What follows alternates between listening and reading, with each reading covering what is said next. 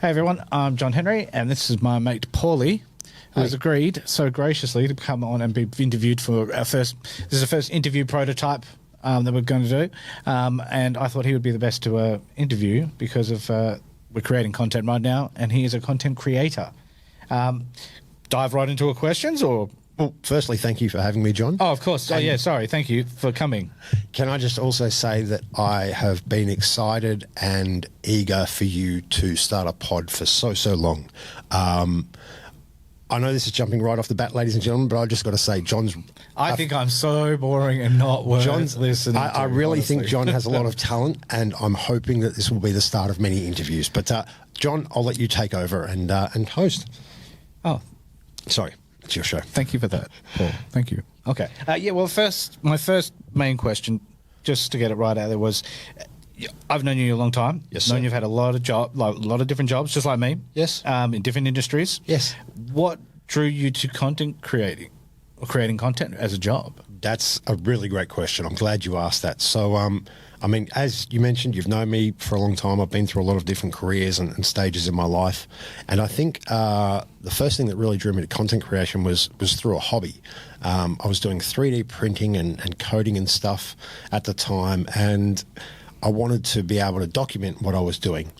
And I found that social media and content creation was a great way to do that. And then in that process, I enjoyed creating the content more than I did 3D printing. And when eventually an opportunity arose for me to get a paid job, it was a $100 job for Full Court Fitness. I borrowed Bryce's camera. I filmed it, and in between then, I've put this guy through all sorts of hell trying to find the right mixture and learn my creative feat. But definitely that was the 3D printing and the hobby that turned my love into content creation. So, yeah. Yes, I know from experience. I was there. I've seen you do a lot of different, like the amount of content on your YouTube of different things we've done from the very beginning to now, like all the car commercial that we made up. Like it was super lame. But what was it? A $50 little camera and my 2002 Audi. Borrowed John's Audi. we're down at the down near City Beach. We didn't storyboard. No, nothing. Just took a couple of shots. We even I think we even revved the car with the camera on and the speedometer didn't go anywhere where the rev did. And yes. No one noticed or anything like that. Yeah. And then that was the first folly kind of screwing around with making different videos. We threw TVs off the roof just for slow-mo shatter. Slow-mo video. Yeah. I don't know where we saw that, but it was some sort of YouTube thing. We thought, let's go get that crappy TV that doesn't work and throw it off the roof. And then I think there was a GoPro entry where we cycled down Rebold Hill, and I got mini Smith. I had the drone going. Yep. You had the drone going. Yes. And we took a number of different takes, and that was pretty exhausting. But all great fun. And I'm grateful. All the projects got more and more elaborate, but also at the same time, each one learning more and more. Yeah. That's it. Yeah. The mistakes were a great learning experience, I think, definitely. And having a group of friends that is willing to volunteer their time to help me go through that process was amazing. So it was volunteer, get emotionally blackmailed into it, either one, whatever. All right, my next one up that I had for you was what...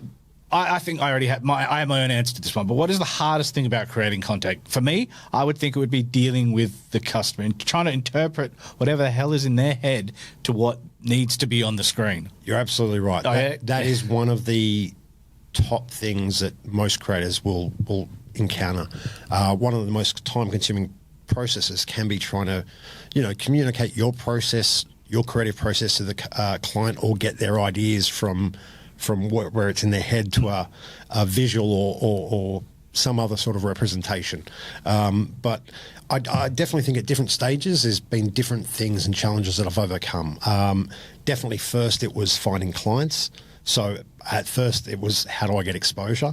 And then it was finding the right clients and learning the business side of things. Yeah. And then, of course, today it's now, like you said, a lot of it can be trying to explain process to people who aren't in the creative space. So, whether it's a CFO or something and he goes, we need this done. And I'm like, okay, well... They never like the first copy, right?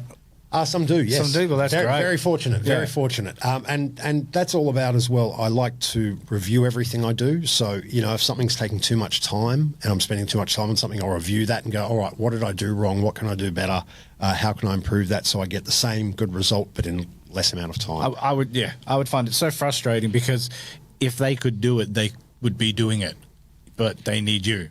So just let you do your thing. Okay, that's actually interesting. In some cases, I've recommended to clients that it may be better just for you to get your phone and record, because what you're asking to do with the production costs of a camera, editing, time on set, lighting, all that sort of stuff, that takes a lot of time to set up. And if you're only doing like a video that really isn't for something important, you don't need to spend hundreds of dollars.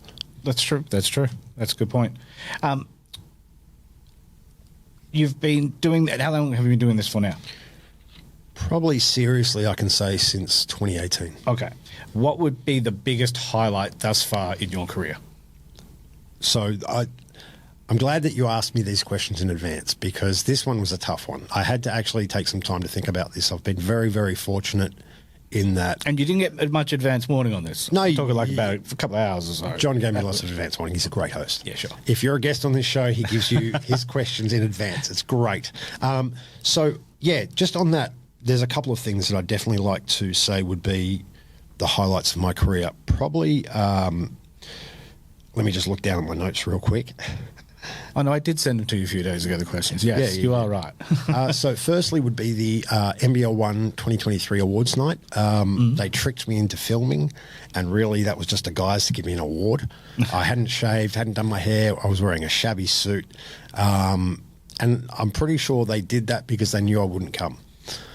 If you didn't know. If they said, hey, Paul, we've got an award for you, I definitely would have come. No chance. But they said, hey, there's work. So I'm like, oh, okay, cool. I get to film. So, if they told you you're getting an award, you're like, okay, great, I'm not coming. Yeah, pretty much. I don't want to be seen on. But if you tell me there's something to film, I'm there.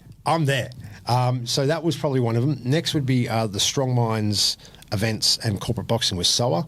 So SOA, the Hulk, runs this amazing mental health organisation called Strong Minds. Each year they get together some of the industry giants and CEOs of head mining companies like Rio Tinto, BHP, and employees will nominate them to go up against a fighting champion, and of course donate money for that fighting champion to beat the crap out of their boss.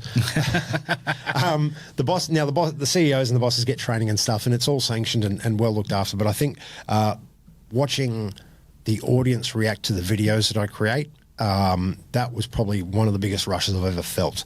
Just to hear the live reactions of them clapping to the video or laughing at a joke. And these were on, big screens out front of Crown Casino, about 2,000 people watching. So for me, that was really big. I'll wrap this up. Next, I would have to say, so I'm very fortunate to be able to work with some amazing Indigenous organisations, and one of them is Benar Futures, and they've changed my life in ways that I can't even express. But you do speak of them very highly. What they do in the community is amazing. Yes. The whole group's amazing, and to be able to be invited on tour with them has been even more amazing. So they've taken me to places like Bustleton, Bunbury, Eldonora, Kalgoorlie, and shown me a side of these communities that I would have never normally seen. And for someone that's in media, that was really important for me, because I got to tell some stories that probably wouldn't have been told had I not been there. So I got to interview some of the locals and just do a whole bunch of other work around that. So that was one more. And I'm messing up the mic there. And probably the last one to finish up.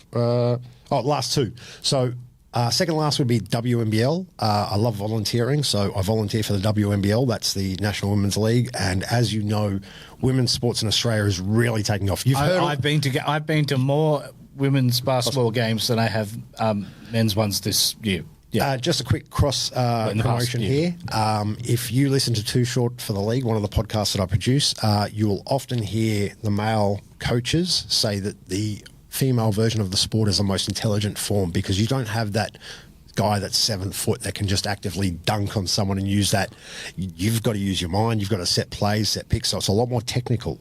And that's why I love the game as well. And then lastly would be Aussie Prospects. So once again, I volunteer for Aussie Prospects. They help put athletes through basketball pathways to college in the US and pursue their careers. And I've travelled with them on a number of occasions. And so it's just a great community, a great family, and a great experience. And so they're my top 5.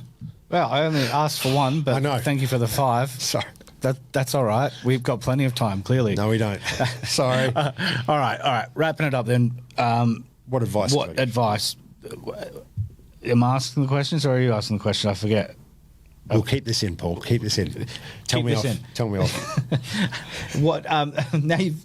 Sorry. The question was, what is the best piece of advice that you could give to someone who wants to be a content creator in your way of content creating? I don't think I can say it any better. If that makes sense. Yeah. I don't think I can say it any better than someone that I looked up to when I first started, which is Peter McKinnon. We're both familiar with the content creator Peter McKinnon. We like his style, the way he delivers his content. He's got a phrase: learn, make, repeat.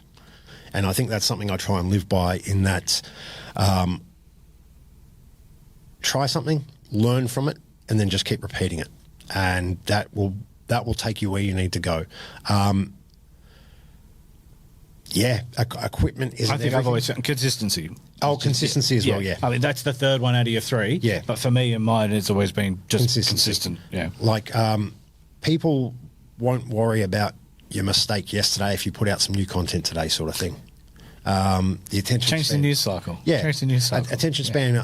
The attention span of the audience isn't that long. So, I mean, if you're consistent with your content, they're more happy that you're delivering on a regular basis. And third, equipment. I'll just quickly touch on equipment. You don't need the most expensive camera, the best equipment to be able to get good jobs in this industry. I was able to secure a job with an NBL1 club with a camera with a micro four thirds sensor. Now, to most that doesn't mean anything, but most sports photographers will use a full frame sensor, a professional camera, professional lens. I was able to secure a spot with an NBL1 club with a micro four thirds camera. I mean, it's a bit bigger than a GoPro sensor.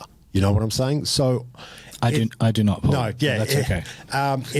It's all about your work ethic, and like John says, consistency. He's absolutely right on that. If you're consistent in your efforts, then you can't go wrong. No, and I get what you mean. I've been using an iPhone. I've come up with some crazy stuff, videos and whatnot, using just an iPhone. I love the fact that you now have that ability, and that proves that you don't need that technology. You're absolutely right. Like John... Oh, it helps to have it at your level of... I'll find the photo and I'll post it in this interview, but John has done this professional photo where it's done with an iPhone, but it looks like it's a professional studio, a professional photo of the product, and just like... There's a few like that. I like product photography. Yeah. I do enjoy it. Yeah. Well, thanks for talking with me this afternoon. Thank you very much. Popping my interview cherry. You'll always be my first. Now, was there one question that you wanted to ask me about maybe who I can recommend to come on this show next? Oh, that's right. Yes. That was actually a good idea. Yes. So I don't know if we've thought about this question, but definitely I would encourage anyone that wants to discuss what they're doing and maybe use the platform that John and I have to be able to share their story. So if you'd like to be interviewed by John, comment below. Talk about anything, but definitely if you want to get your message out there, he's got all of my network as well, and I've got his, so you're going to reach a huge audience and promote whatever you're doing. But yeah. So now I can say thanks again for coming on, mate. Thank you very much. No, I forgot the last bit completely, but thank you very much for coming on the Savo and talking to me about. And we'll see you next time, hopefully. Yeah. Absolutely, guys. Thanks. Ciao. Out.